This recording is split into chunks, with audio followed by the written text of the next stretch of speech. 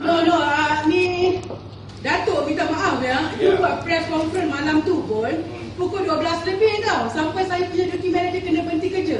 Ya, itu kita tak tahu lah. Kita cakap. You buat, hari tu you buat press conference, you buat dengan tab tu kan? Tab mana? Guna handphone. Tak tahu lah. Ya, lepas tu I punya duty manager kena berhenti kerja kerana you. Ni kan kalau bos I datang saat GGM datang, mampus kita orang nak jawab. Sekejap cik kita Tak boleh, this press conference kena bayar. Kita ada dewan khas, this is our premises. Kita boleh bayar. No, kenapa tak bagi tahu dulu lah tu? Kita dah beritahu manager tadi. Kita ada tahu email manager. No, I manager, I'm director of sales. Mana tahu Macam mana dia orang lulus? What are you talking about? You kata nak makan. Apa It's not nak press makan? conference. Tanya email orang. Tanya lah manager, tanya dia. Kita ada bagi tahu dia. I director of sales, what manager? You tanya laki-laki tu tadi. You, no, the malam tu you ambil gambar.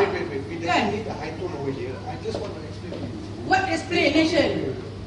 You don't take my When we approach, who allowed you to take my this one? I think that Who allowed you? Who allowed you? No. We got to answer because kita ada kat sini. Tadi bos kita kata kita tak wrong. No, I know the procedure. You think my hotel is not ada press conference? Ada ni. Minus 3 hello.